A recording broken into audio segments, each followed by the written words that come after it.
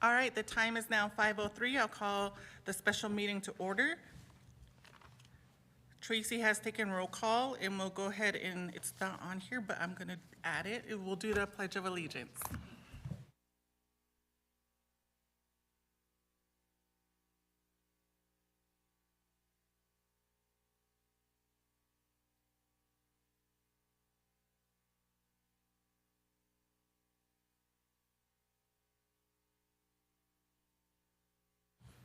All right, thank you all for coming for the special meeting.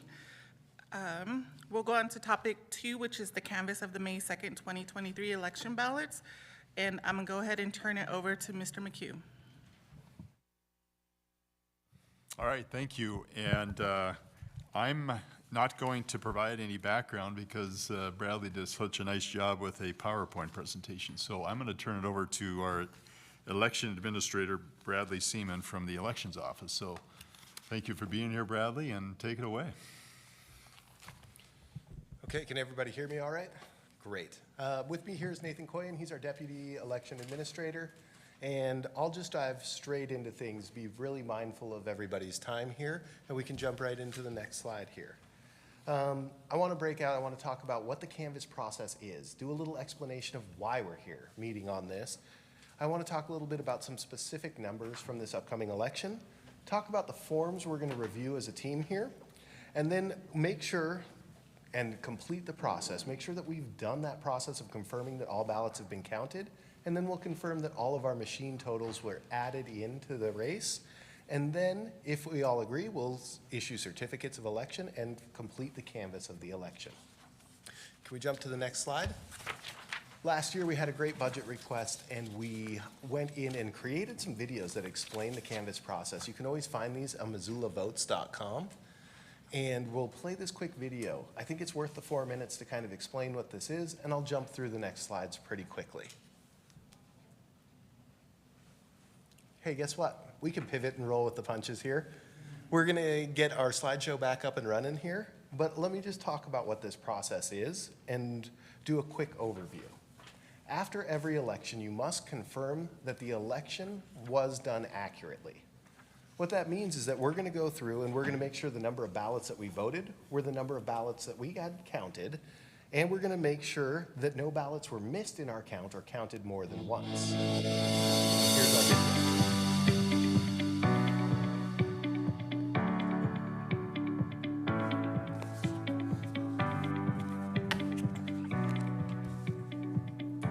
The canvass is a process that ensures the number of ballots voted are the number of ballots counted, and that no ballots are missing and nothing has been counted more than once. The canvass is what makes election results official. Canvassing also ensures that your results are correct. Ballots are counted on election night, but results are not canvassed by the county until up to 14 days after the election. In counties with machine ballot tabulators like Missoula County, the canvass cannot begin until at least 1 day after the post-election audit of those tabulators. This is a process we go through to make sure that our equipment was functioning correctly, and until we've done that, we can't go through and canvass our results. The canvass meeting must be public, and the date and time and location should be published or posted as any public meeting is. For most elections, the Board of County Commissioners oversees the canvass. For a school board election, the school board trustees do this process. And if a commissioner or a trustee was on the ballot for a particular election, they cannot participate in the canvass and are replaced by another elected official. The elections administrator is the secretary for this canvass board. Between election night and the canvass, ballots must be sealed and secured. Sealed ballots can only be opened for a post-election audit to check the equipment's function. In the case that there is a recount, either ordered by the courts or requested by a candidate, or if there is another order from the courts to open the sealed ballots.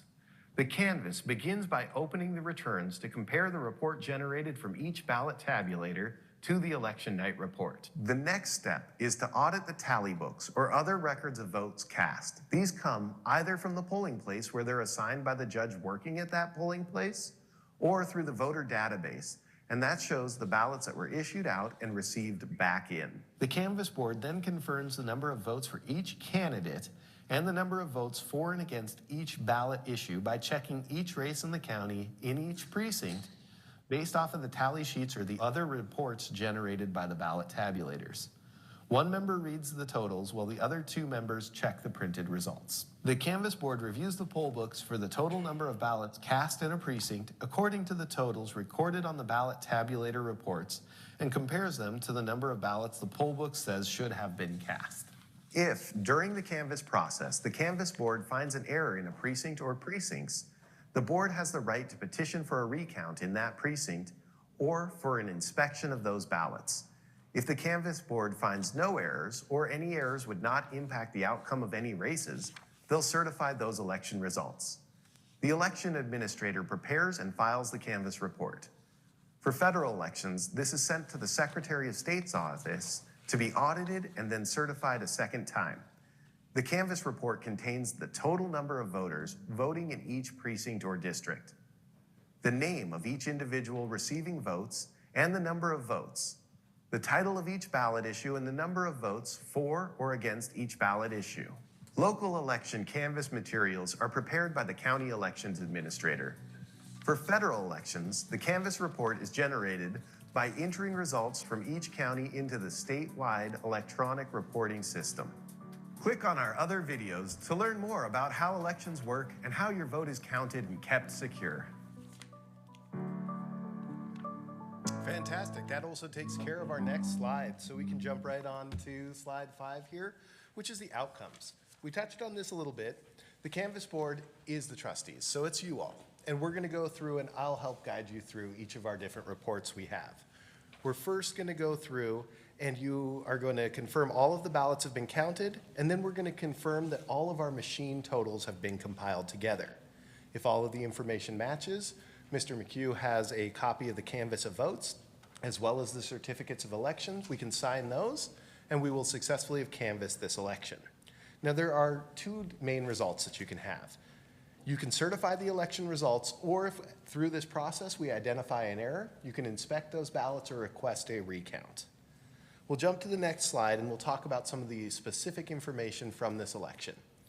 This election was really on par with past elections. We had a ballot return rate of just over 40% and an overall voter turnout of just under 36%. There's a difference in that because we run these elections all by mail. So you are considered an eligible voter if you're in inactive status, and you become inactive because you've moved and not responded to multiple mailings. You could show up at our office on election day and cast a ballot, but you're not mailed one in the mail. So I really like to look at that ballot return rate because what it's saying is 40% of the people who got a ballot voted that ballot. With this, I do want to go through, and I always start by pointing out any errors that we had with the election. And the only errors that we had were human data entry errors, either mislabeling a form as we processed through it, or data entry while we processed every single reconciliation form. None of these errors had any impact to the election. We did have 4 ballots that were missorted. We go through a manual process of sorting each ballot style. So you'll hear me referring to this, and you'll see it on a few other reports. These issues appeared on ballot style 1 through 13. So there were multiple ballot styles, and when we first get them in the mail, we sort so that numbers 13 are all together. 4 of those were missorted, and we were able to correct those throughout the process, track them, and get them into the right area. We also had 2 ballots that were rejected. We received 1 empty voter secrecy envelope, and we received 1 voter secrecy envelope which contained the instructions inside that envelope. So we'll go through and we'll point out each of those different discrepancies as we go through. You've got quite a bit of information in front of you, so I want to talk about the forms. And the way that they're set up is really going to flow through as we go through our process.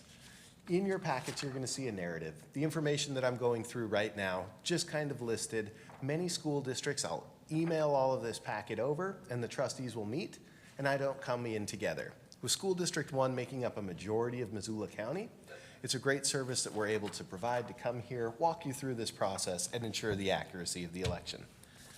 From there, you're going to have what we refer to as a BP04 report, or a ballot accepted report.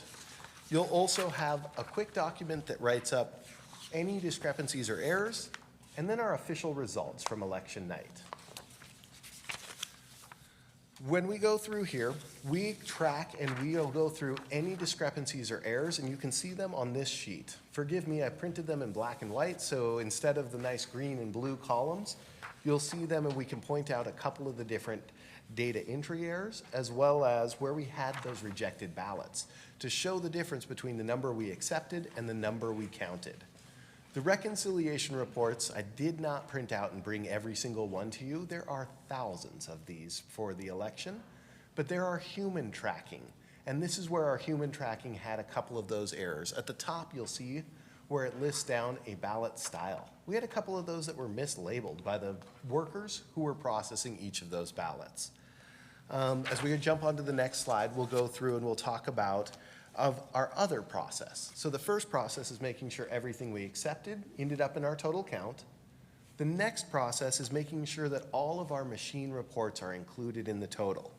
So in your package, you have a color-coded set of detailed results from the machines. And directly behind that, an Excel spreadsheet we've put together to help you with this math to make sure that everything balanced for the election.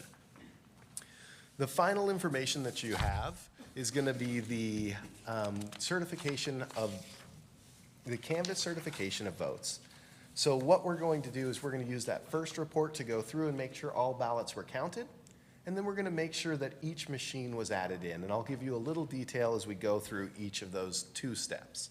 So step 1, I want to go through and show you that we made sure that all ballots were counted and none were missed. And we can jump to that next slide there. On here, we can reference those ballot styles on this BP04 report. So on this, you'll see I added a red box around every single style that contained either a high school or an elementary school levy issue. We had so many different elections here that we separated it out. So for example, we had School District 20 DeSmit School, and they ran an issue, but also on that ballot was the high school levy information for both the general fund and the building reserve.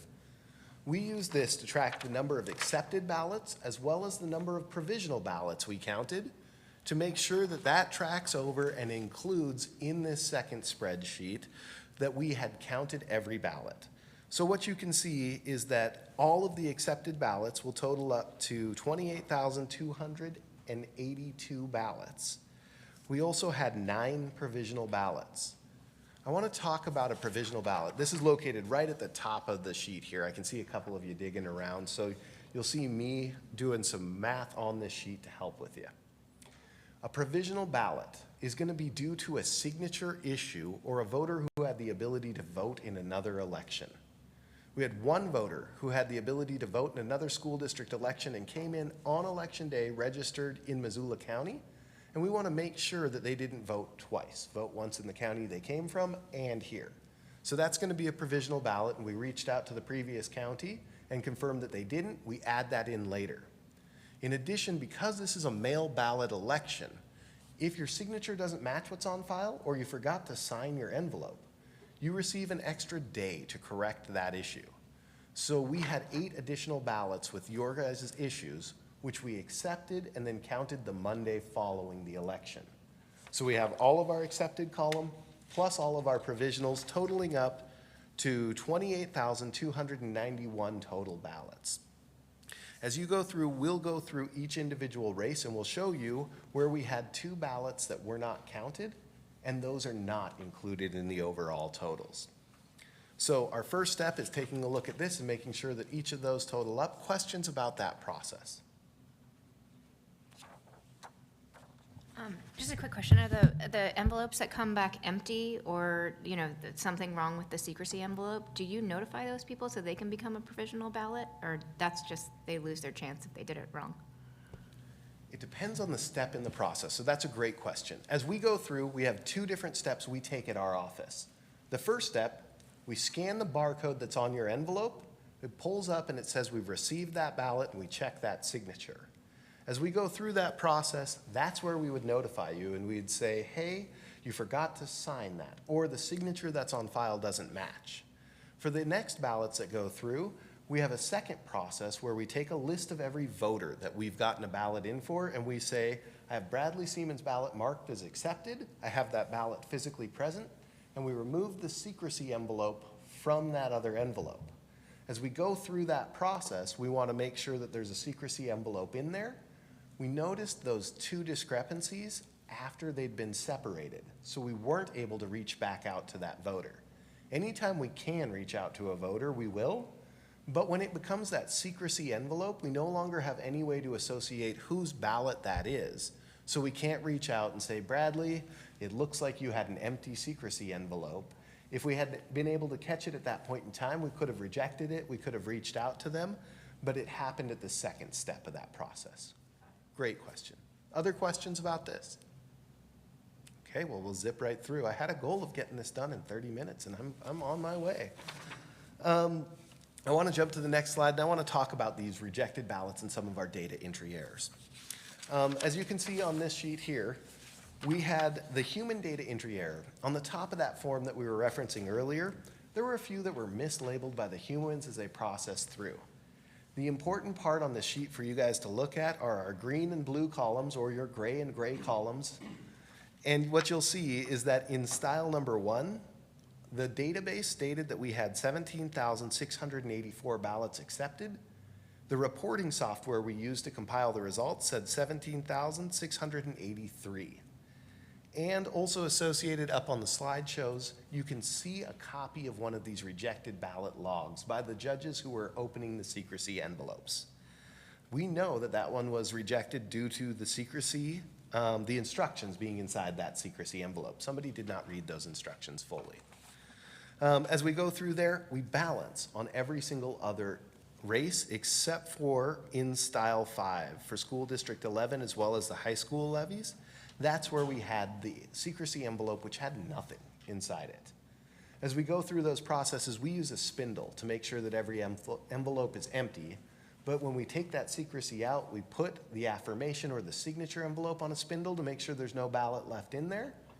We don't go through, because there's normally a ballot inside that secrecy, so we don't try and put them on a spindle at that time. After we remove them, we'll place those empty envelopes on a spindle, and that's how we know we haven't missed anything. But our overall numbers were off by 2 ballots, and we clearly tracked those 2 ballots. So we were able to account for those. You can also see in those missorted ballots, if you look at the ballots rejected by the sequestered board and the missorted ballots reconciled. For example, on line 1 for School District 1 elementary and high school, 2 were rejected and 1 missort was added back in. As they open those secrecy envelopes, they say, actually, this one here is not style 4, it's style 1, and we have a process to correct that. But we rejected 2 because one of those that we rejected didn't have a ballot, it had a secrecy envelope. Questions about this review of the ballots that we accepted and the process we used to account for each of the ones that weren't counted on election night? I'm either doing fantastic or this food is amazing and we want to get a second round in. I'll jump to the next slide. This is our process of making sure the ballots that the system said we accepted were tracked through to the systems that we had counted. And on that next slide here, we can jump in. We're going to confirm all of the machine totals have been added together. I want to take a second to pause and talk about why we do this. As we go through this process, all of the machine totals being added in together made a lot of sense in 2006 when I started with elections. We had polling places everywhere. We counted the ballots in the polling places, and when we went through, one of my first elections was a school district election that was a polling place election. With 27 polling places, we have 27 pieces of equipment we need to total in together, and there's a potential that we miss a small precinct, and it hasn't been added into those totals. As Missoula County has grown and we've become a central count, we used 3 pieces of equipment for this election. If we didn't include one of those pieces of equipment, it would be very clear very quickly why our results were off. However, these laws on the canvas haven't been updated for a considerable amount of time, so I like to walk every school district and all the county commissioners through this process you saw in the video as they were looking at one number to the next. We're going to confirm that each machine total was included in the overall results. That way we know no machine totals were missed and the results are accurate. We'll jump to the next slide, and I'll use a couple of the next set of forms to walk you through how that process works.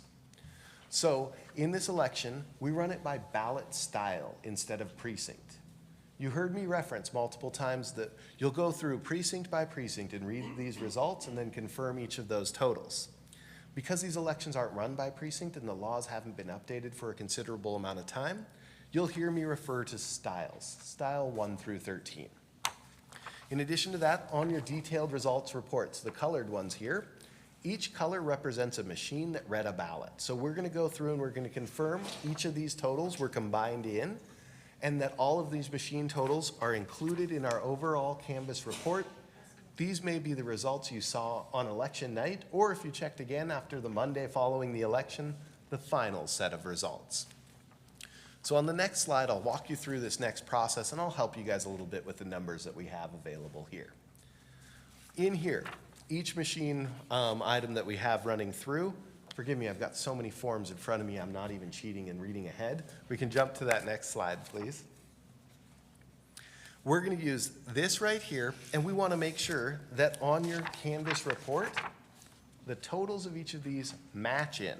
And to help you with this, I have an Excel spreadsheet. So for this step, what I'd like you all to do to follow along with me is we're going to jump in, we're going to take a look at this packet, we're going to go to the green pages, page 3 of 4 and 4 of 4, and you'll see where I've highlighted these pages to show your races. What we're going to do is we're going to go race by race and confirm each total got added in, so we're also going to use this Excel spreadsheet. What I'd like to show is that on this page 3, we have 5,997 votes for the Building Reserve Elementary School levy. And you can also see that reflected on the Excel spreadsheet right at the very top for machine 1. Are you guys all tracking this? I see some yeses and some nos. The big item that we're looking for is that these numbers listed here on page 3 on the green sheet match this color-coded Excel spreadsheet. This just helps me with the math, so you aren't all working on your calculators individually right now. So we can see 5997 matches over to this sheet. 4398 matches over for system 1 on against, 0 overvotes. I'll take a second and pause here and discuss overvotes and undervotes. An overvote on a yes-no race means they marked both yes and no. It means you've selected more than the eligible number. We see this most with trustees. Vote for 2 for a 3-year term, and they marked 3 trustees. As we go through this process, we didn't have any overvotes because people were able to successfully follow those instructions. An undervote means that they did not vote either yes or no. So an undervote, as we went through, we had 106 on this first race here. And we'll see this in many cases if somebody is more interested in the Seeley Lake Rural Fire District than the high school levy. So 106 there for a total number of votes of 10,501. I'm going to read through each of these numbers. What I'd like you to do is each confirm that on this spreadsheet they match. And then as I go through here, I'm both serving as the secretary for you and helping guide through these steps. Doing good? Did we catch everybody up? Fantastic. For Building Reserve High School, 72754, 5965 against, 0 over, 87 under. As we jump down to the elementary school, 62784, General Fund Elementary School, 4196 against, 0 over, 27 under. The total for that is 1051. Then we're jumping to the General Fund High School levy on page 4, 76184, 5635 against, 0 over, 74 under. All of those totals have been listed on your Excel spreadsheet. Same process for system number 2. Page 3 on the blue sheets there, we have 1,975 votes for the Building Reserve Elementary School levy, 1,646 against. Are you guys tracking with me? We're in the blue column. 57, not 75. Thank you, forgive me. 1646 against. overvotes 0, 24 undervotes, a total of 3,627. For Building Reserve High School, 4191, 4, against 5054, over 0, under 53, total of 9,298. General Fund Elementary, 2065, 1553 against, 0 over, 9 undervotes. For General Fund High School, 4,404, 4,820 against, 0 over, 78 under, forgive me. Last machine to include in those totals, we're going to have 1,921 for, Building Reserve Elementary, against is 1589, 7 overvotes, 33 undervotes, 3,550 total. Building Reserve High School, 28434, 2770 against, 5 overvotes, 37 undervotes. General Fund Elementary, 20074, 1525 against, 6 overvotes, 12 undervotes. Last race, General Fund Levy High School, 29624, 2643 against, 3 overvotes, 47 undervotes. Now I want to take just 1 second to let you guys know something that you may have noticed. The only overvotes were counted on system number 3, and there's a very specific reason for that. Whenever there is an overvote or a blank ballot or a ballot that cannot be read by a machine, that gets filtered out and goes through an additional review by a board of 3 election judges. They'll take a look at that ballot and they will say, can I determine the voter intent? Our equipment is very, very sophisticated and it can pick up a hesitation mark. If a voter sets the pen in an oval for the yes vote and then they mark the no vote, it may read that as an overvote. If a voter has marked yes for a levy, then crossed it out, circled no, and wrote in there, I wish to vote no for this levy, our machine will kick that out and it will go to a board of humans and they will say, I can clearly determine that voter's intent. If they cannot determine that voter's intent, as in they truly marked both yes and no, we will count that later after it has been reviewed and we run all of those ballots through the same system. That's why you only see the overvotes on that system number 3. I like to call that board our final line of defense in democracy. What that does is it means that if you filled your ballot out fully in gold pen because you didn't read that instruction sheet, we can clearly determine your vote and we will duplicate that ballot onto a new ballot and make sure your vote was counted in the way it was intended. Every one of those ballots goes through additional tracking, gets logged on the log, and is signed by each of those different judges. But this is the level we take to making sure that the way you intended to vote is the way your vote is counted. Questions about this process and the races? Yes, please. Yes, so you've got the blue sheets, the pink sheets, et cetera. Are the machines, the ballots that they're reading random, or is it by like district or something? I mean, because I noticed that the general fund levy on the blue for the high school, there were more against, but on the pink, there were more for, and I haven't looked back at the green, but, so how do they get into the different machines? Sorry, technology here. There's a little bit of a way that we go about this process. We mirrored what we did in the last federal election, so we kind of set them out in order by that ballot style. So machine number 1 actually read the first chunk of the ballots. We did not say that it can only read ballot styles 1 through 5, but we had 3 tables set next to each of the 3 machines, and we lined them up style 1, style 2, style 3, style 4, style 5, up through style 15 that we had. And on this, you can kind of see and collaborate back over to either this ballot statistics by style or this to get an idea roughly of where they came from. Now there's a code on there that gets a little bit hard to interpret. It's really for us. Style 1 refers to School District 1 elementary and high school levies. Style 2, School District 1 high school only levies. So these would be people who are only in that high school, including our Lake County voters that are in Lake County, but they attend the Sealy Lake High because they're that close to Condon there. School District 4, et cetera. CC stands for Community Council. Where you see the F on there, we did have a fire district race for the Sealy Lake Rural Fire District.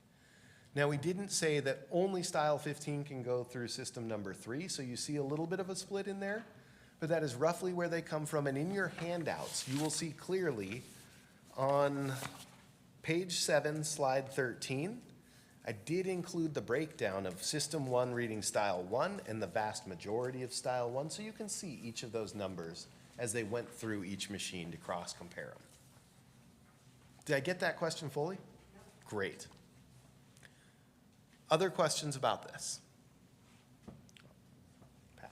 So Bradley, on this slide here, it shows the undervotes at 177 for the high school building reserve.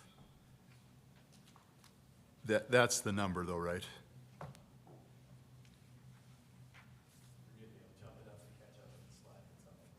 Oh, yeah.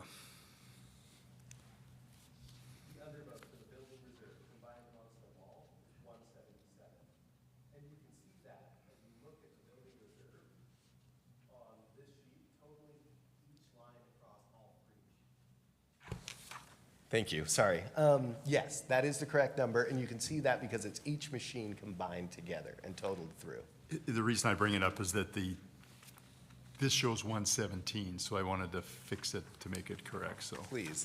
All right. This would be another fantastic example of that human data entry where it got off. I build these directly, and so that was just a typo that I Just had want to put get the in. right one. All right, thanks. Please. I take it Pat's going to get that updated and make sure that that matches for us here. Yep, 117 I can see on mine. Okay, last step of this process. We've got all of our machine totals. We've confirmed that all our machine totals match, but we also need to make sure that they match our official results. So, utilizing the form that is our Excel spreadsheet, we're going to go through here and we're going to compare this total number here listed under the totals section to the electionware report. I'll read through the electionware report here. This says our Canvas report. On this form, I highlighted each of your different races. And so as you go through here, we're going to read through each of these numbers, and they should correspond exactly to the totals between each machine added in. That way we know in our official results, we did not miss any of the machines. I'll read through here, starting with the Building Reserve Elementary. 49878 against 7635, over 7, under 163. Total votes is going to be 17,683. I want to stop and pause and point out the fact that our reporting software does not include over and under votes in the total votes cast. Your Canvas information here is going to go through and it's going to list out the total votes cast minus the overs and unders. An over and an under is not a vote for or against, and the laws that govern the canvas of a school district election do not ask for the overs and unders. When we do a canvas of a county race, it does. So we're trying to match our process over to the school district's election. Next race, Building Reserve Levy, Missoula High School. 414,313 against 13,794, over 5, under 177. Pat's getting that updated for us. Total votes 28,289, or without the overs and unders 28,107. General fund for the elementary, total 10354, against 7275, over 6, under 48. Total 17683, or without the over and under 17629. Our final race, general fund levy, Missoula High School, 14985, against 13102, over 3, under 199. Total 28289, without the overs and unders 28087. What we have done is we've confirmed that all of the ballots we marked accepted through the voter database were included in the count. We've confirmed that each machine total was included in the overall elections. We did point out the 2 discrepancies which were due to ballots not being included into secrecy envelopes. And now at this portion in time, I present to the board to make a decision on certifying the election results, if you found errors in the canvas, requesting a recount, or to inspect those physical ballots. And with this, Pat probably just got back with the updated version of the canvas of votes declaration of results. And we can, what I normally do is turn it over to the commissioners at this point in time to entertain a motion of whether to certify each different election. Yep, I'll go ahead and do one final call for any trustee questions. Seeing none, so we'll move on to item 3, which is to accept the canvass of May 2nd, 2023 elementary election. Is there an elementary trustee motion? Moved by trustee Decker. Second by Vice Chair Hobbins. Any final trustee comments? Seeing none, any public comment? Seeing none. All elementary trustees in favor for accepting the canvass of May 2nd, 2023 elementary elections, please raise your hand indicating yes. Unanimous to all elementary trustees present. On to item 4, which is to accept the canvass of May 2nd, 2023 high school election. Is there a motion?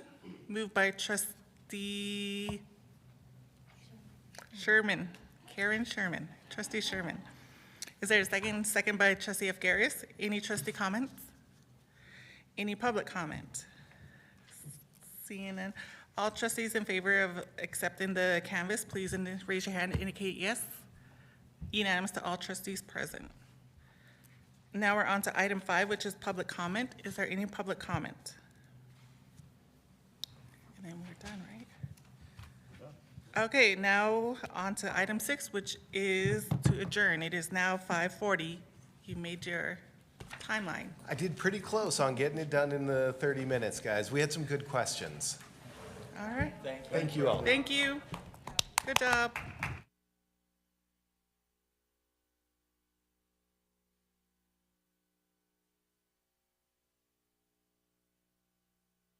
Regular board meeting will start at 6 p.m.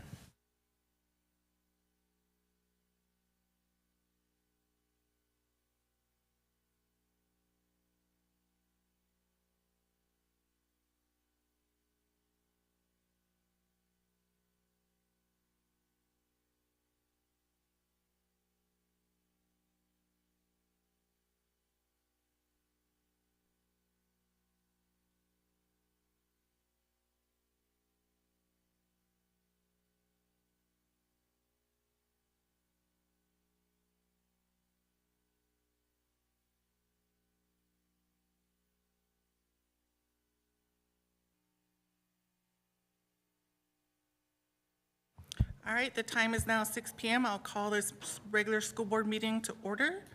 Roll call has been taken. We'll go ahead and stand for the Pledge of Allegiance.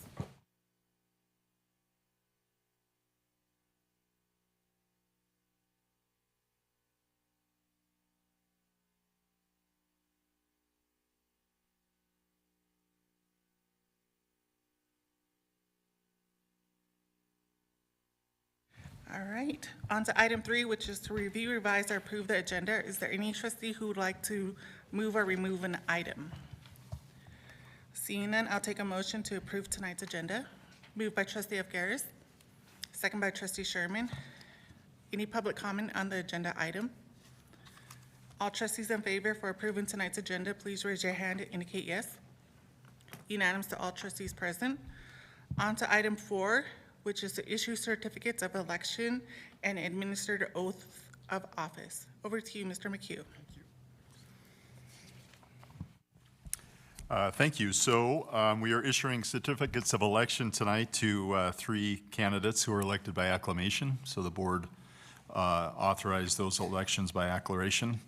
They're Jeffrey Avgaris, elementary 3-year term, Cohen Mercer, elementary 3-year term, and Jennifer Vogel, high school district D, 3-year term. The certificate of election must be issued to the elected trustees, designating the term of the trustee's position per statute. As mentioned, all trustees are for 3-year terms. The certificate of election must be issued within 25 days, which is May 6th. To assume the trustee position, the candidates must be qualified. To be qualified requires that the candidates take the oath of office. The oath of office must be administered within 15 days of the issuance of their certificate. And tonight, our county superintendent wasn't able to make it, so I've been designated to administer the oath of office. So if the candidates could meet me in front, then we'll administer the oath of office. And Karen Sweeney's here to notarize your signatures, so we'll meet you out front.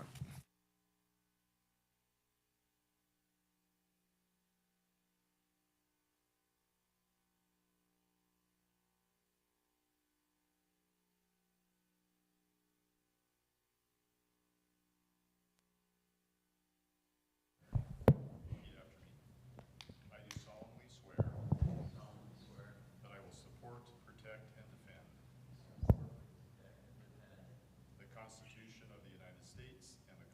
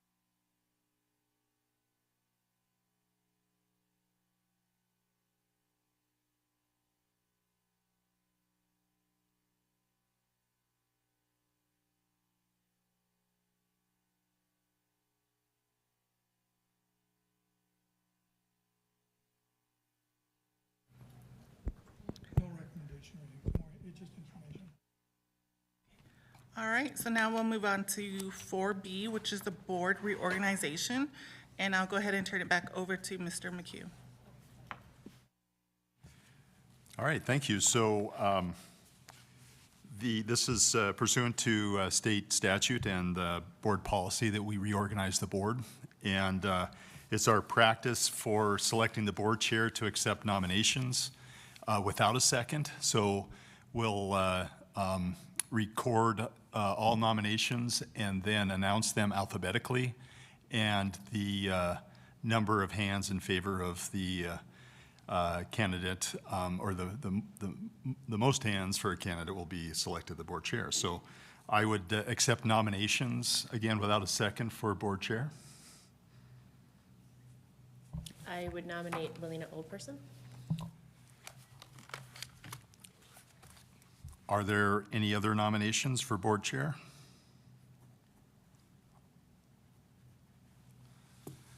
Are there any other nominations for board chair? Seeing none, all those in favor of Wilena Oldperson as board chair, please raise your hand. You can. And that's all trustees. Congratulations, Wilena. I'll turn it over to you. Thank you, guys, and thank you to the trustees for your support. And now we'll move on to the vice chairperson for elementary. Is there any nominations for vice chair for the elementary? Vice Chair Walker Andrews? I nominate Nancy Hobbins. Any other nominations for vice chair for the elementary? Seeing none, all those in favor for Nancy Hobbins as elementary vice chair, please raise your hand to indicate yes. Unanimous to all trustees present. And now vice chair for the secondary, is there a nomination for that position? I nominate Arlene Walker Andrews. Any other nominations for the vice chair for the secondary? Seeing none, all trustees in favor for Arlene Walker Andrews as the vice chair for the secondary, please indicate yes by raising your hand. Unanimous to all trustees present. Welcome aboard. And now we'll move on to the appointment of the clerk for 2023-2024. And this would be a full board motion to appoint Pat McHugh, I said your name too much already tonight, as clerk for the 2023-2024 school year. Is there a motion? Moved by trustee F. Garris, second by trustee Sherman. All those in favor for appointing Mr. McHugh, please indicate yes by raising your hand. Unanimous to all trustees present. Now we need to appoint a grant designee for 2023-2024. This would be a full motion to appoint the district superintendent as the grant designee for the 2023-2024 school year. Is there a motion? Motion by trustee Decker, second by trustee F. Garris. All those in favor for appointing the district superintendent as the grant designee, please indicate yes by raising your hand. Unanimous to all trustees present. And now we need to appoint the Montana School Boards Association representative. Is there a nomination? Trustee Decker? I nominate trustee Walker Andrews if she's willing. Any other nominations? Seeing none, all those in favor for appointing Vice Chair Walker Andrews as the representative, please indicate yes by raising your hand. Unanimous to all trustees present. So now we'll move on to item 5, which is to approve the minutes. First, we'll do the special meeting minutes of May 5th, 2023.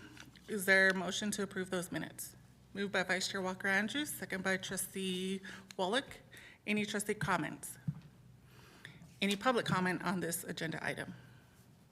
All those in favor for approving the minutes for the special meeting, please indicate yes by raising your hand.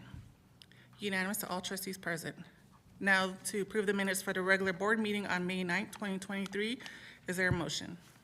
Moved by trustee Sherman, second by trustee F. Garris. Any trustee comments? Any public comment on this agenda item?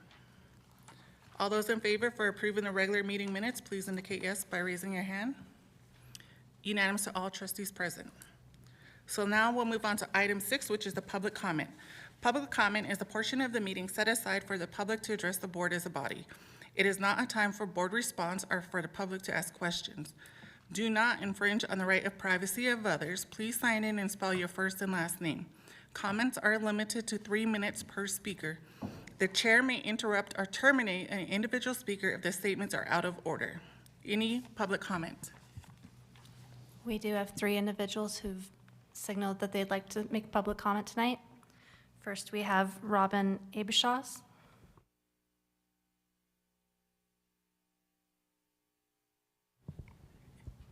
And a little button turns on the, Now, can you hear me? Okay. I'm going to read a letter that was sent to the Meadow Hill principal on May 2nd. We were glad to know that X has been removed from Meadow Hill for the remainder of the school year, but his extremely violent, premeditated actions indicate that he is a threat to any and all students and teachers at public school, both this year and in the future. We are lucky that Jacob is alive and that That's an out of order. please, no names. You gotta press your button again, sorry. We are lucky that Jay is alive and that he is not suffering from extensive brain damage. The other boys in this gang, the ones heckling and apparently chasing down Jay on the video, are also complicit in this assault and were surely aware of X's intentions. What school and police consequences are these students facing? Have their parents, guardians even been informed about their role in this assault? Will they continue to attend Meadow Hill this year? What is the long-term plan for students such as these who are involved in planning and executing a violent crime on school grounds? We would like to know what information you have shared with the parents of students who witnessed and/or filmed the assault. What follow-up have you provided them about legal and school consequences X and his gang are facing, as well as the actions you are taking to address student safety and adequate supervision? As an update on Jay, he had surgery on Saturday morning. This involved an incision from ear to ear across the top of his head to pull forward a skin flap in order to repair the damage to his forehead. The surgeon indicated that there were many bone fragments that needed cleaning out of his sinus cavity as a result of the crushing blows to his forehead. The surgeon put in 3 metal plates to repair and restore to restore Jay's forehead and bridge of his nose. If left untreated, his injury would have been prone to infection and pose a threat for meningitis, which is life-threatening. Had the punch punctured the inside wall of his sinus cavity and on into his brain, the outcome would have been catastrophic. He is suffering from a great deal of anxiety and trauma following this violent assault and the resulting surgery. His life has ground to a halt as he is no longer able to attend school, play on his hockey team, umpire baseball, work his job, play his trumpet, play with friends, take driver's ed, or do anything that a normal, healthy 14-year-old should be doing. Between the concussion and after effects of surgery, he barely has strength to walk down the stairs and is in significant pain. His siblings are also extremely traumatized by the assault on their brother. As I noticed in an earlier email, his sister has been on the front lines at school, addressing questions from her friends and 8th graders. This is an unnecessary burden on a 12-year-old. Are her teachers aware of the details of the assault and the impact that may be having on her at school? There are some details of the attack that we have not even felt comfortable sharing with our adult children, as it is just too upsetting and we need them to be able to finish out their school year successfully. Please finish, your time is up. As a family, we're frustrated by the slow wheels of justice. Other parents are horrified about having only received trickles of information of a fight at school from their children. Our family and community want to see appropriate communication about serious incidents that occur on school property. Would you like a copy? We can't take it right now. If you submit it to the public comments email, that would be sufficient. Thank you. Our next public commenter is Ian Bernhardt.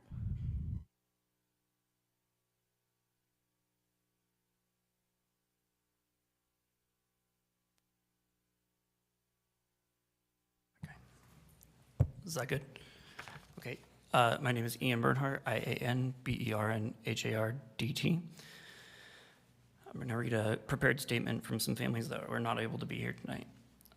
Dear MCPS school board members, we come here tonight both in person and as representatives of many who are not able to be here due to conflicting schedules with their children's scheduled events. We are united in our concerns regarding the felony assault which took place at Meadow Hill Middle School during the school recess. We are concerned about seeming lack of clear MCPS policy that addresses student safety, both physical and emotional, and systems to address and prevent the growing culture of violence and bullying in our schools. We're concerned about the lack of open communication between schools and families so that we can all work together on these important and crucial issues. During this current school year, there have been an astounding number of fights and violent behavior captured by student cell phones at MCPS schools. On April 21st, 2023, an 8th grade boy was severely assaulted by his peers, leading to extensive reconstructive surgery and hospitalization. It's our understanding that the Meadow Hill staff as a whole was not informed in detail about this crime on campus. It is also our understanding that the MCPS board did not receive notice of a felony assault that occurred during school hours until 18 days after the incident. Our children deserve to have a safe learning environment. As they practice and participate in lockdown drills from external danger, is the administration also addressing physical and emotional danger within the schools? Are the children and their families being appropriately supported? How is MCPS working with administrators, teachers, students, and families to address the behavior that leads to these acts of violence? We learned of the events at Meadow Hill from our 12 to 14-year-old children, not their school administration. We're shocked to learn that the lack of consequences for all the students that were involved. We are equally shocked by the lack of support the students who witnessed or learned of these events from their peers received. Their well-being has never been addressed after one of their own being violently assaulted on the playground. Many Meadow Hill families are still in the dark about what happened at their children's school. Children attending Meadow Hill know this assault happened and some watched it. They're most likely terrified and worried that this could happen again. They've been given no safe place to talk, process, or ask questions at the school. Because the administration has not offered forthright messaging in a timely manner about the assault or given parents any support or tools about talking with their children at home, many children are also not receiving emotional support and safe space they may need at home to process this traumatic event. We are here tonight to ask that MCPS create a clear and supportive district policy in building caring and responsible school communities. We ask the administration to work with families as partners as our schools work on addressing emotional safety. We ask that school officials recognize where privacy laws end and student safety begins. We ask that the board address preventing violence and helping children heal from violence and bullying situations. We're saddened that the response to the recent assault at Meadow Hill has been a combination of silence and law enforcement. Please finish, your time is up. Okay, much of the burden of these assaults falls on the victims themselves to resolve. How are we following up with these victims of assault? Where are the social workers and counselors the students need? Where's the partnering with families, and where's the clear, honest communication to families about incidents at school that allows us to have the important follow-up conversations with our children? Do I need to sign in here too?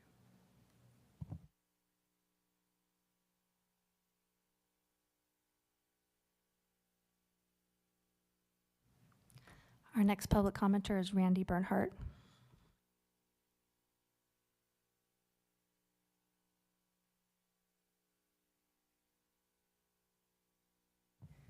That okay?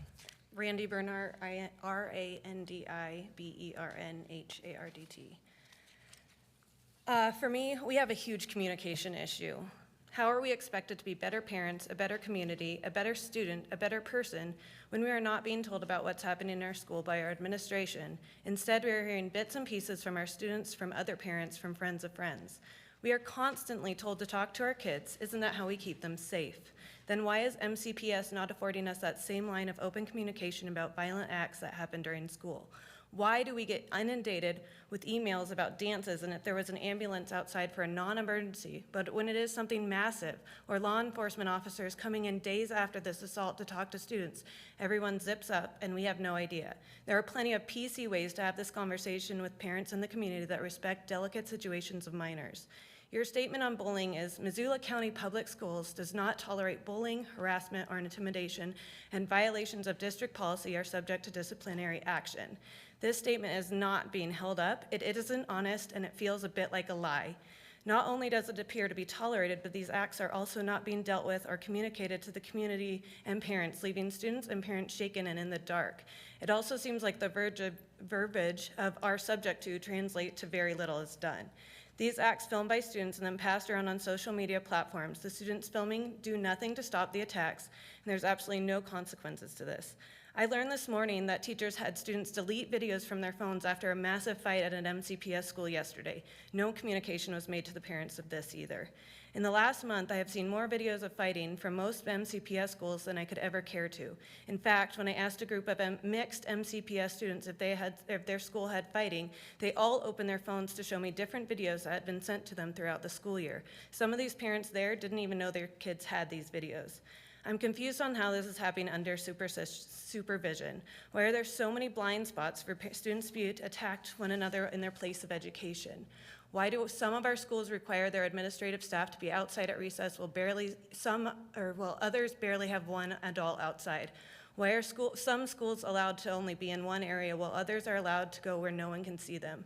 My ask of this board is, how do we fix our communication problem? How do we become a better community when you are constantly keeping us in the dark? Something needs to change. Our next public commenter is Pepper Palante.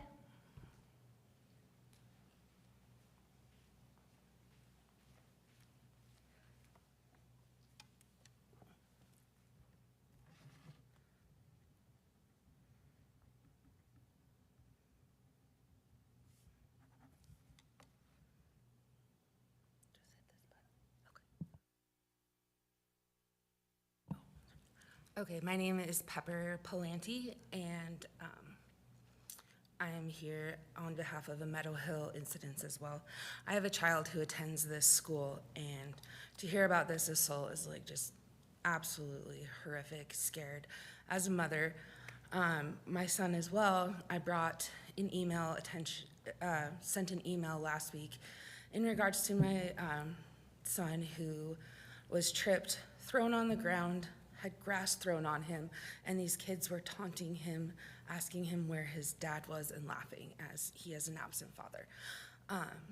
And he's scared to tell me because he doesn't want to be continually bullied by these kids.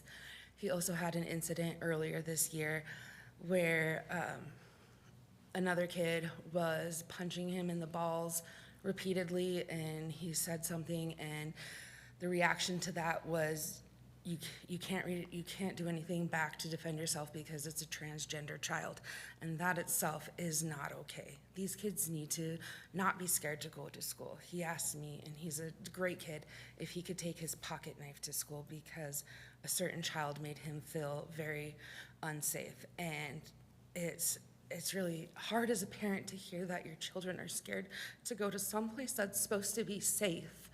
Someplace that, we as parents don't have to constantly worry if their head's gonna get cracked, if these people are gonna trip them or whatever happens.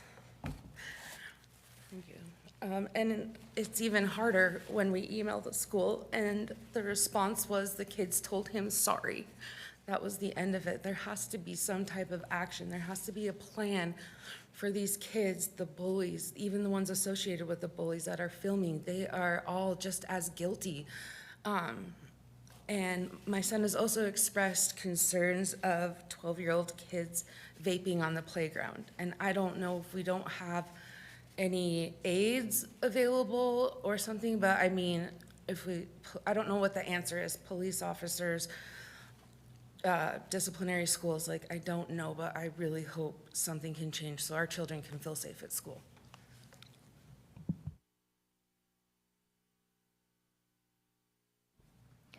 Our next public comment comes from Charles Bensel.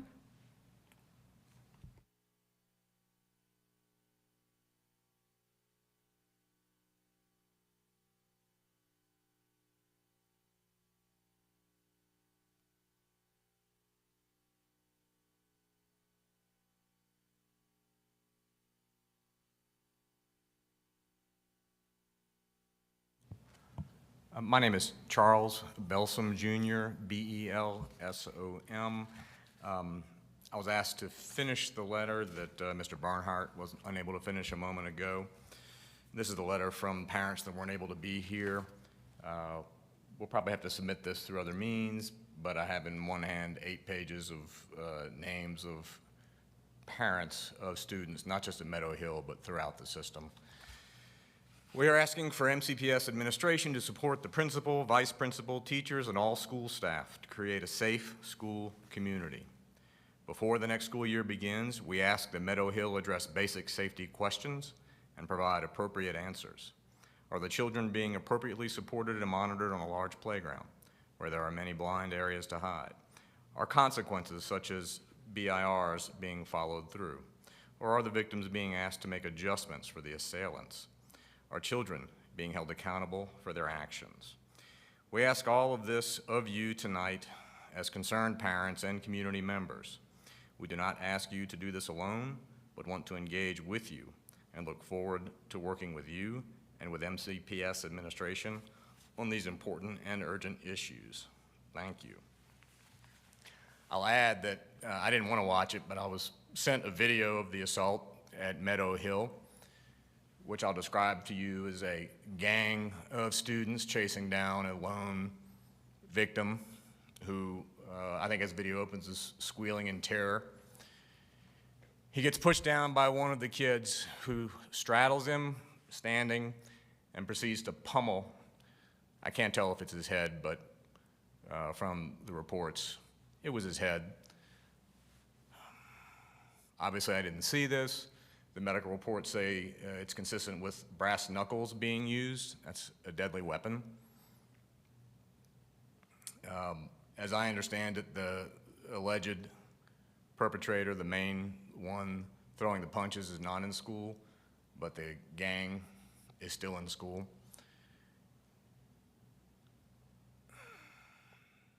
Immediately after the assault, there was no notification other than a call to the parents of the victim saying that their child had been in a fight and sent home with these shocking injuries.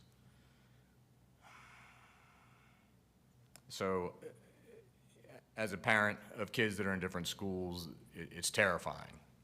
You know, every parent that hears about it will tell us that they lost sleep.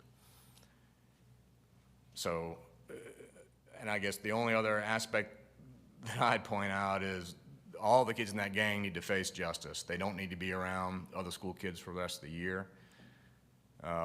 Certainly the perpetrator should not be allowed back. You know, a climate of fear is not a learning environment. Everything you sit up here and do is for nothing if the kids are afraid in their school. You're wasting your time. Thank you.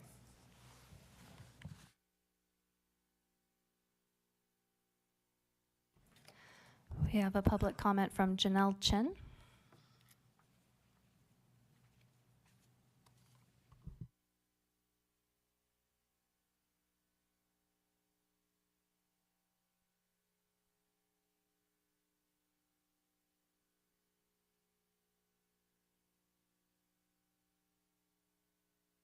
Can you please turn your mic on?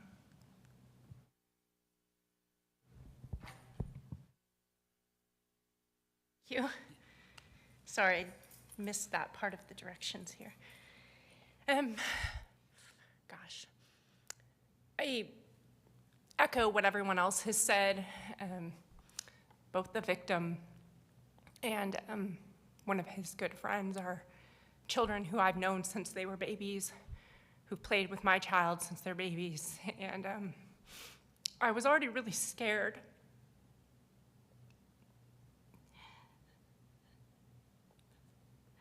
My child had such a good experience with public school until middle school. And somewhere, and I don't know, you know, some of it might be stuff in our home, some of it might be stuff with my child, but somewhere we got to a point where my child didn't feel like they could go to school. And they didn't feel safe there, and it has been so hard. You know, I'm an attorney, and negotiating is what I do professionally, it's what I do day in and day out, and I can't tell you how hard it's been to try and communicate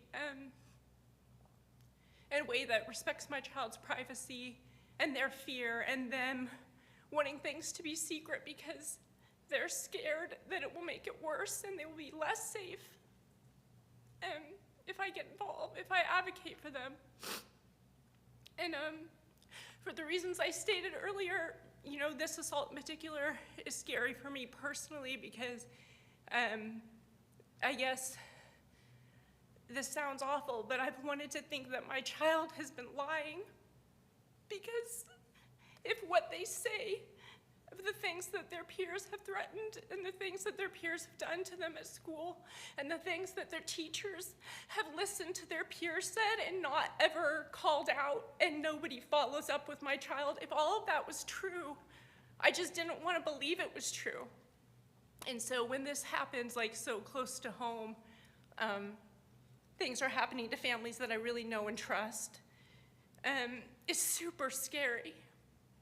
And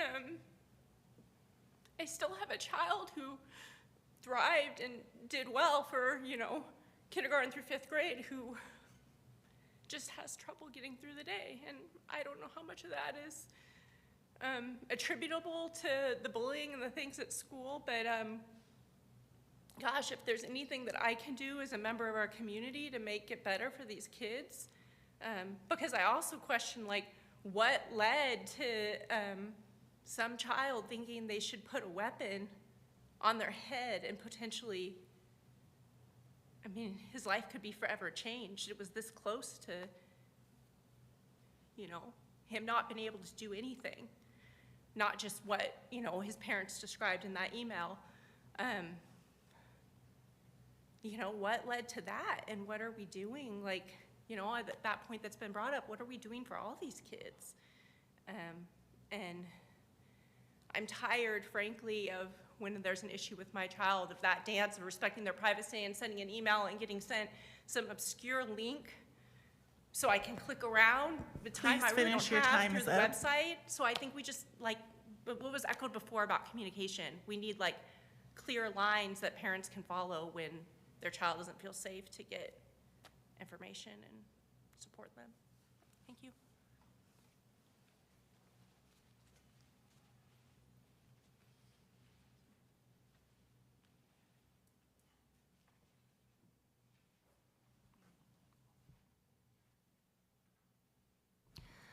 We have a public comment request from Dara Newman.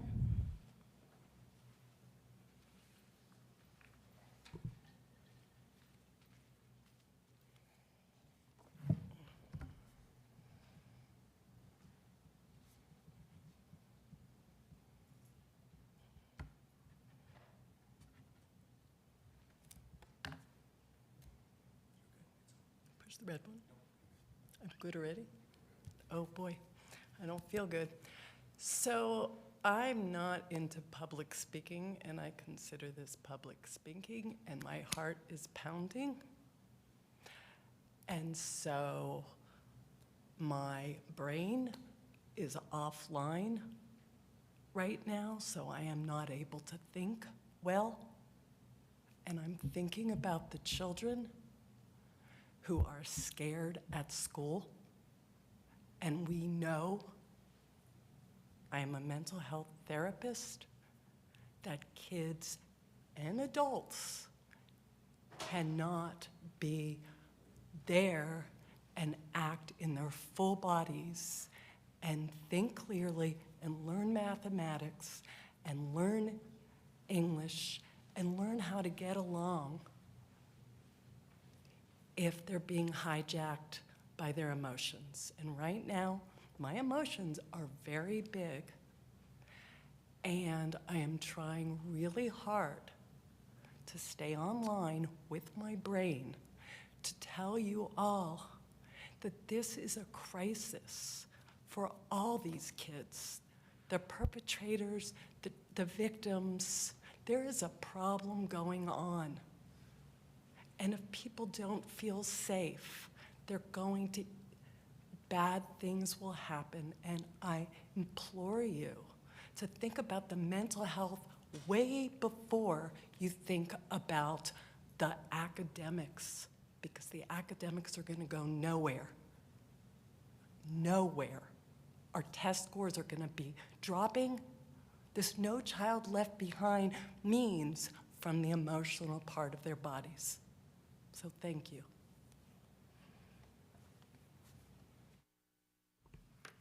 All Our next board comment comes from Dessa Dale.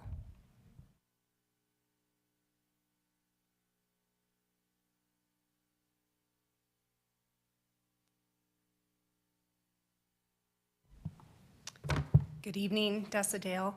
I wasn't planning on speaking tonight, but I am here in support of the family child and the child who was assaulted at Meadow Hill, but also in general. My oldest son is good friends with the child that was assaulted, but he also has several friends who have had to transfer schools due to other incidents that were not solved. And so the only option that became available to them was to actually go to a different school.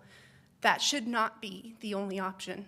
I will also say that, so I guess I would reiterate that communication is huge, because we did not hear about this from the school at all, and it was never brought up. I heard about it from my kids. I heard about it from their friends. And that has been the case with all of these incidents where kids have had to transfer to different schools to get out of the situation. None of it was ever brought forward to the parents, or there was any line of communication, or even any good communication to the kids to let them know the consequences that were done. So communication to both the students and the parents is extremely important. The other thing I will say is I have a younger child who, since he was 4, who has struggled with mental health. He has an IEP for social emotional.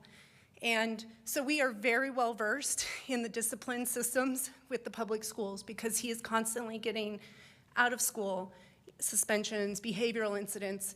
He struggles very much, and we are a very supportive family for him and are very actively involved in our schools since he has been in the public school system.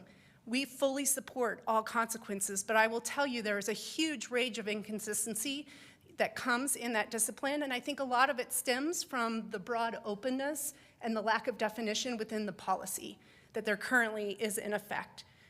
He has been sent to youth court and given citations for simply damaging a book with throwing some whiteout and damaging a book, which, again, I fully agree for a consequence, but when compared to kids that are supporting a bullying action or kids that have more egregious actions that we have heard about, it seems a little unbalanced. And that's not the only situation that we have had. And again, we have fully supported all consequences for our child and will continue to do so. We've also, when questioned teachers about what actually happened on some, just because we like to be involved and know how to prevent, we have run into situations where multiple teachers, because I believe of lack of support, have said, well, I'm happy to drop this. And we've responded back, no, we're not asking you to drop this. We want to support you in this effort. But it has been a consistent message to us, which concerns me, that if the teachers don't feel supported to be able to provide appropriate discipline, they're being asked or not communicated to clearly set those boundaries, or there is ambiguity within the policy, then we don't have any form of boundaries or guidance for these kids or the parents in providing discipline. Thank you for your time tonight, and I strongly encourage you to support any addition or change to how we look at discipline and bullying and harassment to provide safety to our students.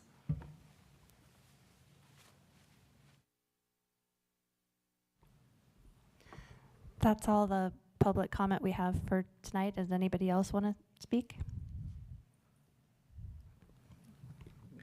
All right, now we'll move on to item 8. Number 7 is canceled due to scheduling conflict. So number 8 is there is no oral report for the Health Insurance Trust Fund. And 8B are announcements from Superintendent Russ Lodge. Good evening, everybody. My announcement today is about after-school programming. I just want to bring you up to speed a little bit. The flagship program has been in Missoula for a long time, but it has ended this spring. So we have a hole in our system, which is after-school programming. But we've been working the last couple of weeks to fix that situation. And where we're at is we've worked with our community partners, basically the Y, Park and Rec, and the Boys and Girls Club. And we'd like to form with them a kind of a community advisory board so we can begin to plan together, plan for funding together. And we're meeting for the first time on the 31st of May to try and get this off the ground. And we'd like to get some of the flagship board members on board with us as well.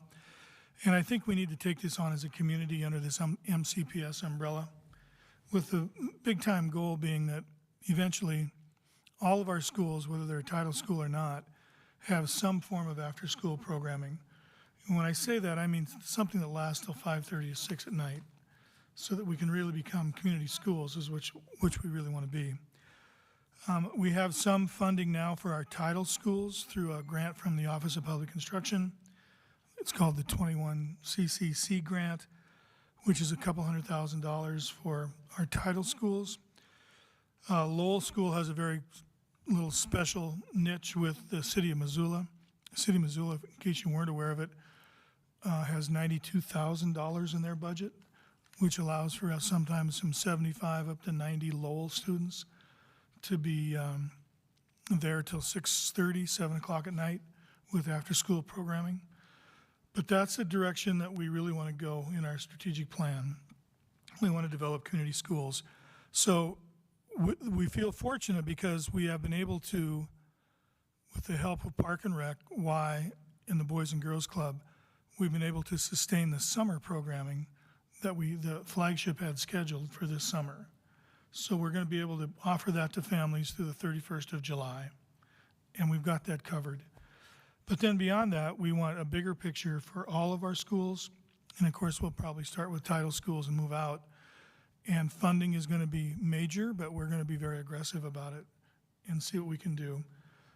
And have a community advisory board under the MCPS umbrella, and eventually get after-school programming of quality to every one of our schools. So I want to bring you up to speed on that. That's my announcement tonight. You might have heard that flagship has ended. In case you had not, or either way, I want to let you know what we're doing to rectify the situation. I think so. Trustee Decker? Superintendent Ledge, thanks for the update. I am just wanting to put in a plug that we also try to reach out strongly to other community partners for the kinds of enriching programming that have been taking place under the flagship umbrella in middle and high school. Those families may not need childcare per se as much as families of elementary school students, but for many kids, those, especially kids who don't participate in sports, those activities are a lifeline. Those activities are often the only place where they can meet peers, and at the high school level, those kids often eat lunch in the flagship room. They often socialize in the flagship room after school and participate in those activities. And for middle and high school, although it's not a child care issue, it is a huge, huge loss to the social life and mental wellness of those kids. I agree. It's a void we need to fill. Trustee Witcher? I'm going to speak to that a little bit just from obviously the overlap of everything so greatly. One of the things that we noticed with our middle school kids, especially those attending CS Porter, is that transportation was a huge barrier to even participating in after-school activities. And under the 21st Century Grant, it was applied for to include CS Porter with activities being held in their neighborhood instead of their school in the after hours and figuring out transportation to that. So just know as we kind of move forward, there'll be different pieces to address that, because you're exactly right. All right, we'll move on to item 9, which is the consent agenda. There is no board discussion on the consent agenda, as these are routine items. Is there any board member who wishes to move an item off the consent agenda? Not seeing that, we'll move on to A, which is finance, operation, and maintenance on the consent agenda. And it looks like we'll go to A2, which is the authorized agreement with the Missoula County Elections Office for the 2023-2024 school elections. Is there an elementary motion for the consent agenda? Moved by Trustee Witt, second by Trustee Avgaris. There is no board discussion. Any public comment on the agenda item? All elementary trustees in favor for approving the consent agenda, please indicate yes by raising your hand. Unanimous to all elementary trustees present. Is there a high school motion for the consent agenda? Moved by Vice Chair Walker Andrews, second by Trustee Sherman. There is no board discussion. Any public comment on this agenda item? All those in favor for approving the consent agenda, high school, please raise your hand to indicate yes.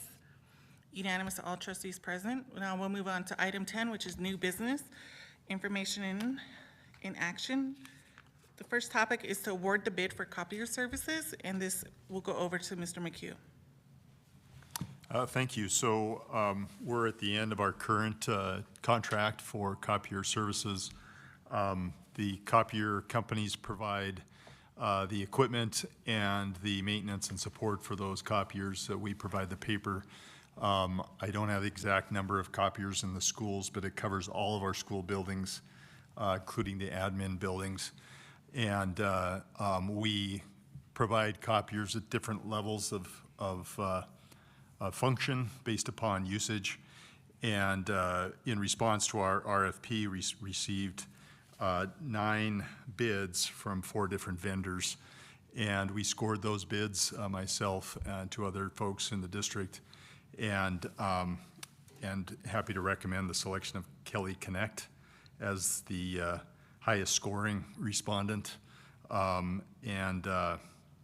You'll note from the background information that their prices are actually less than what we're paying right now. So that was a bit of a happy surprise. So we're recommending the selection of Kelly Connect, subject to successful negotiation of a contract. Happy to answer any questions. Any trustee questions? Seeing none, this is a full board motion. Is there a trustee to a motion for the approve of the recommendation? Moved by Trustee Efgaris. Second by Trustee Sherman. Any final trustee comments? Any public comment on this agenda item? Seeing none, all trustees in favor for approving the bid, please indicate yes by raising your hand. Unanimous to all trustees present. Trustee Decker did not vote. On to topic 2, which is to approve the settlement and release associated with the rattlesnake garden damage. And this is back over to you, Mr. McHugh. Thank you. So you'll see attached to the agenda is a proposed release. This is a property damage release. A company that has equipment, it's a telecommunications company near the rattlesnake playground and near our garden at Rattlesnake, applied a herbicide that effectively killed some of the plants in our garden. So we're asking the board to support the settlement and release that we entered into with Lumen Technologies. The funds will be used to do some soil remediation. We'll actually replace the soil through with the help of Garden City,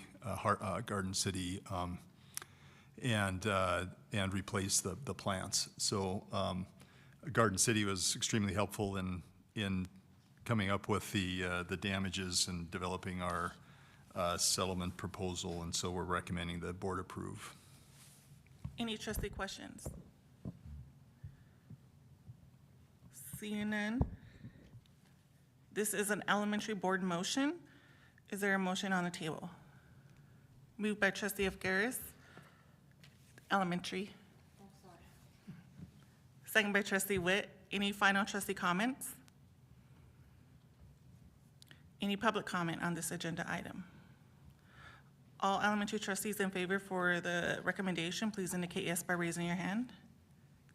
Unanimous to all elementary trustees present. Trustee Decker did not vote. On to topic 3, which is an approved Mount Jumbo lease to Friends of the Children. Over to you, Mr. McHugh. All right, thank you. So the attached to the agenda on page 17 is a proposed lease agreement. This is a lease document that's consistent with our other lease agreements. The Friends of the Children is a non-for-profit 501c3 organization that provides mentoring services and tutoring services for students, including our students. So they would use the space, some of the classrooms and office space at Mount Jumbo for housing their services and to providing their services. If you look on page 30, which is an attachment to the lease, you'll see the shaded areas of Mount Jumbo represent the portion of the building that they would lease. The terms of the lease, as I mentioned, are consistent with others, including the rental rate at $5 per square foot until the end of June, when it'll increase by 3%. Also, we included a termination provision. This allows the board to terminate the lease on 90 days notice. That provision is mutual to both parties, so they could do the same. We preserve that right just given the potential for use and need of Mount Jumbo School, and so that left that flexibility for the board to have that available. There's a couple of modifications to the lease that aren't reflected in the document that's attached, including under the termination provisions. There's some language changes, and under utilities and maintenance, but they're those changes are wording changes primarily. The term runs through, as I mentioned, 2 years, so it's July of 2025, which is also consistent with the 2 lease arrangements we have at Cold Springs. So we're recommending the board approve this lease. Any trustee questions? Seeing none, this is an elementary board motion. Moved by trustee Decker, second by trustee Avgaris. Any final trustee comments? Trustee Decker?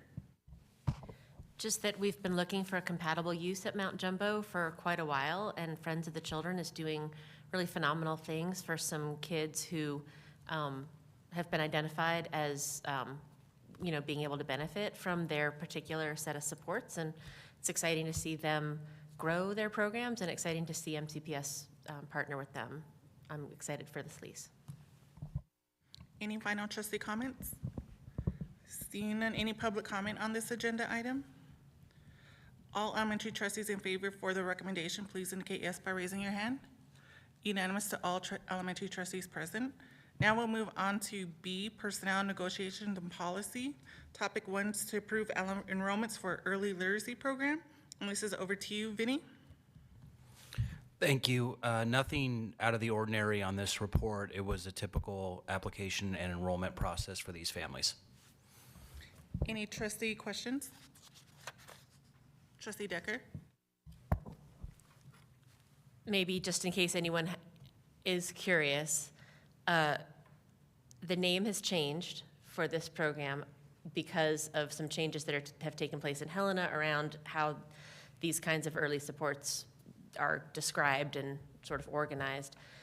The students who have been accepted, I'm assuming, have been identified and targeted through the same mechanisms that we have over the past couple of years, although that's something that may change in the future. Am I right about all that?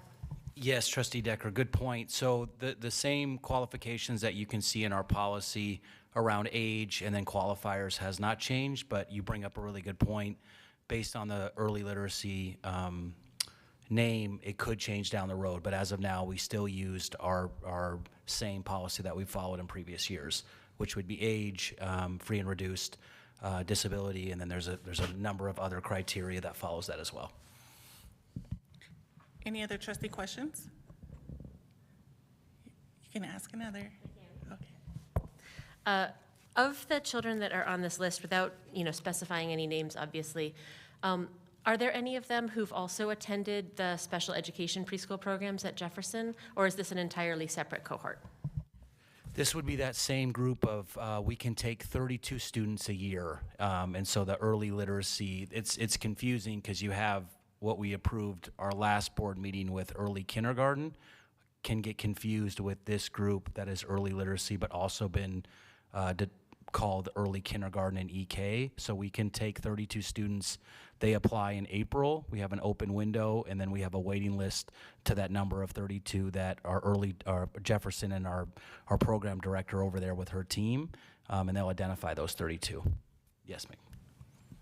How many children are on the wait list? It's funny because I thought I'd get that question as well, and I asked, and I have not got it back yet. But when I get it, I'll let you know as a board. Trustee Mercer? So just the ignorant question. So how is this different than Jefferson? This is Jefferson. This is the early kindergarten program at Jefferson. It was previously we called. We called it early kindergarten, and now it's called early literacy. Yep. Trustee Decker? Go ahead, Trustee Mercer. I guess so. My understanding over the years is that the reason we limit this is that even though we get A and B for it, we don't break even on A and B for this. But I guess I would be curious how much net cost this is and whether it should be bigger. Pat can jump in on the dollar amount, but we are limited to the amount of students that we can take with the state, unless, Pat, I misspoke there. I think we set it up based upon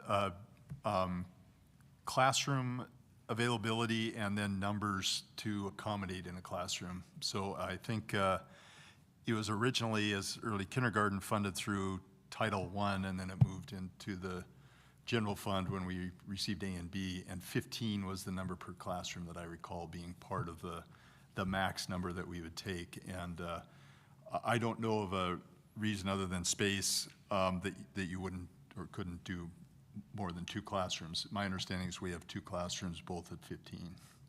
You know, I asked that question a year ago. The answer I got a year ago was, in the neighborhoods where we recruit, this is about the max we can get. There aren't more kids on a waiting list. Now, if there are, we'll certainly tell you. But when I asked our special ed director, who kind of oversees the program, a year ago, because I was in Vinny's spot and got asked the same question, this is really in the neighborhoods where we can recruit the kids who can meet the criteria. 30 or so kids is about what we can find each year. So we'd certainly consider more if we could do it. Trustee Decker?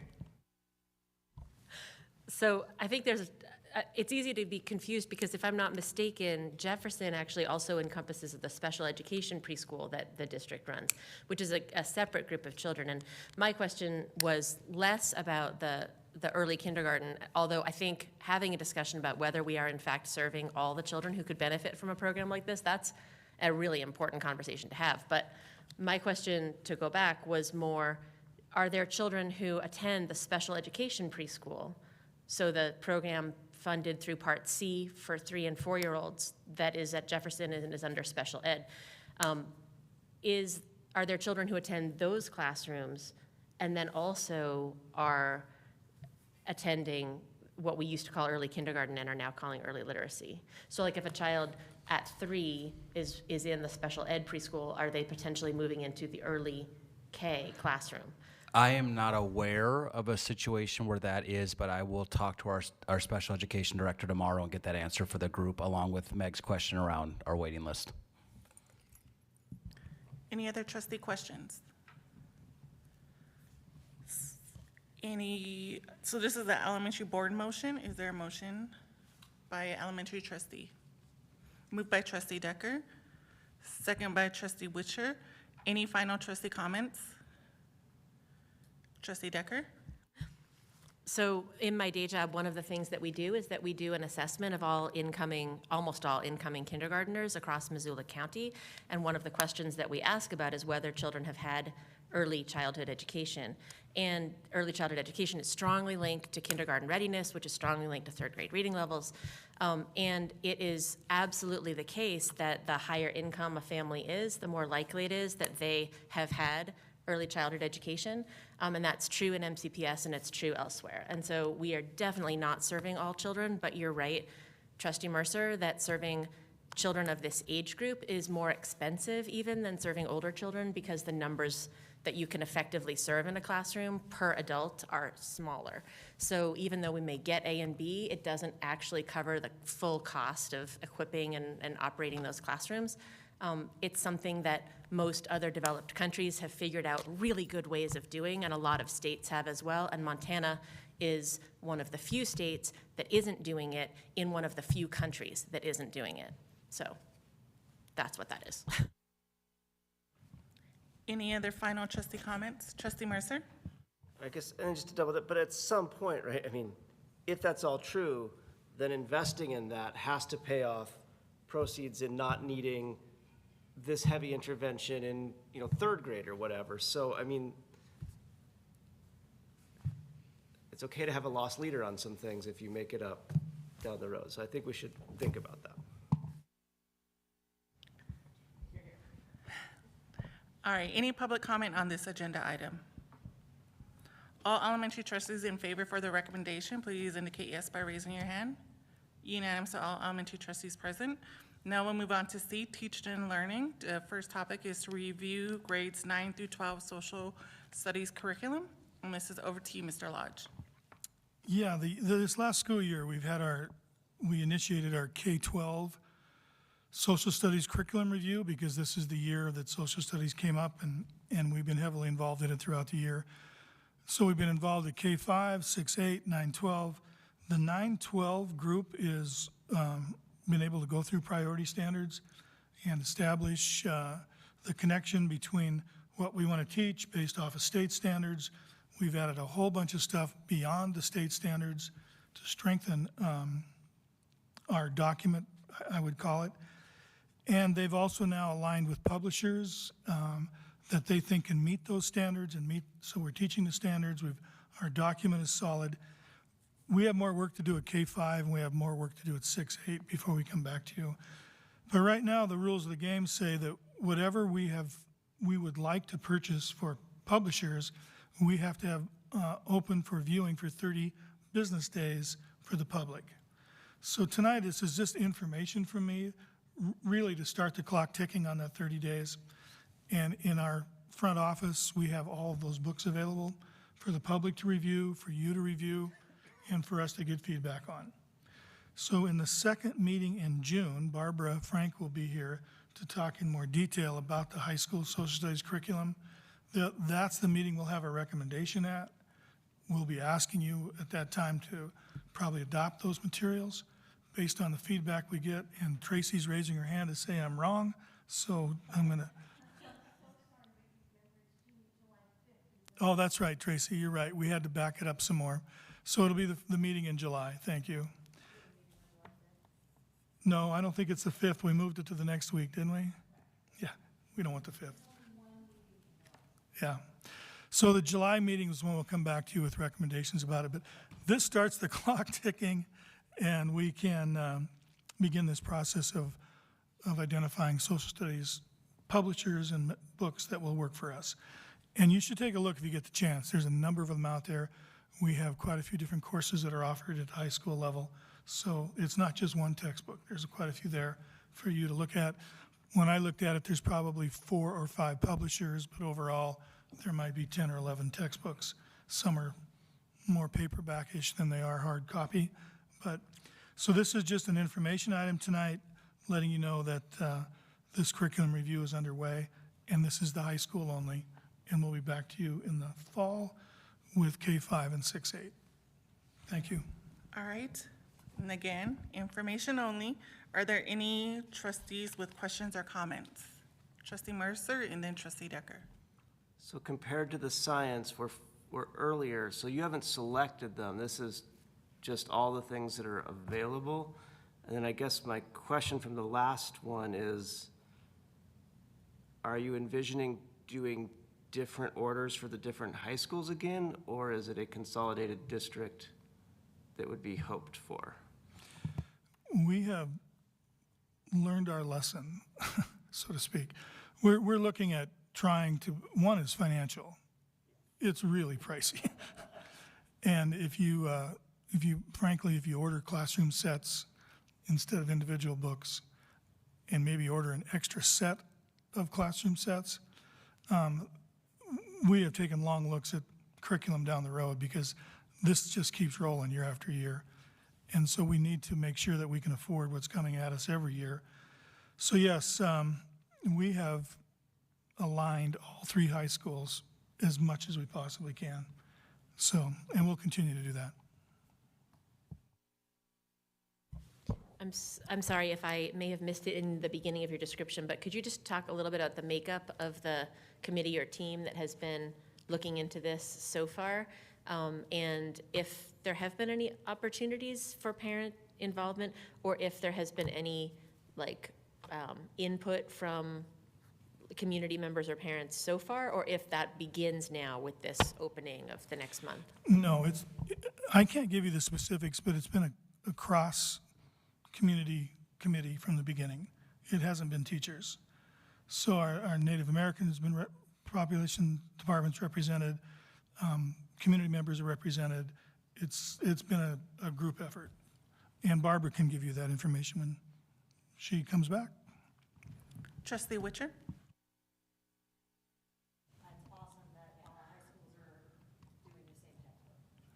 Including Sealy.